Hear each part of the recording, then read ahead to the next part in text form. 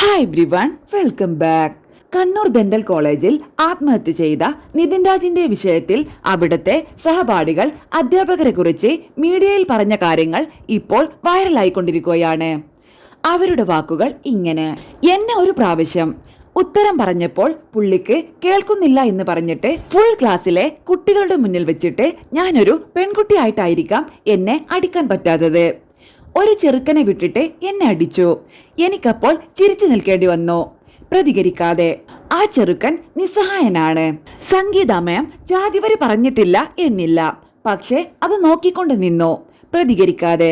ചിലപ്പോൾ HOD പറയുന്നത് sir അങ്ങനെ പറയരുത് എന്ന് പറയാനുള്ള സ്വാതന്ത്ര്യം ഇല്ലാത്തത് കൊണ്ടാവും.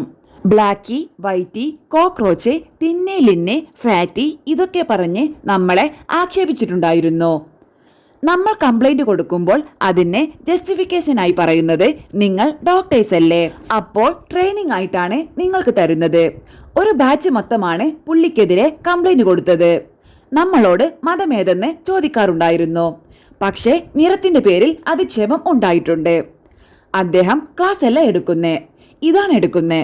ലാസ്റ്റ് 5 മിനിറ്റ് ക്ലാസ് എടുത്തെങ്കിലായി. അവനെ നന്നായിട്ട് കളിയാക്കിയിരുന്നു. അവൻ സാറിന്റെ ടാർഗറ്റ് ആയിരുന്നു. ക്ലാസ്സിൽ വെച്ച് അവനോട് മീറ്റിംഗിന് എന്താ പേരൻസ് വരാത്തത് എന്ന് ചോദിച്ചു. അമ്മയ്ക്ക് സർജറി കഴിഞ്ഞിട്ടേയുള്ളൂ, അതാ. അമ്മയ്ക്ക് കാലിന് കുഴപ്പമൊന്നുമില്ലല്ലോ, പിന്നെന്താ വന്നാൽ? എന്നാൽ നിന്റെ ഓർഗനും കൂടി കളഞ്ഞോ? എന്റെ ക്ലാസ്സിലെ കുട്ടിയെ വേറെ കുട്ടിയെ കൊണ്ട് അടിപ്പിക്കുക, അടിച്ച ശേഷം അടി ശരിയായില്ലെങ്കിൽ നീ എന്താ ട്രാൻസ് ആണോ ഗേ ആണോ എന്നൊക്കെയാണ് ചോദിക്കുന്നേ.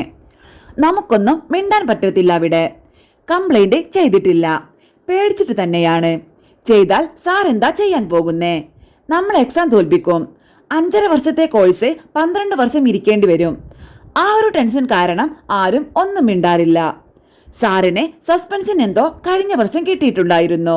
എന്നിട്ട് സാറ് പറയുന്നുണ്ടായിരുന്നു, എനിക്ക് സസ്പെൻഷൻ കിട്ടിയതിൽ ഒന്നും എനിക്കൊരു കുഴപ്പവുമില്ല, അതിലും ഊർജത്തോടെ ഞാൻ ക്ലാസ്സിൽ വരും.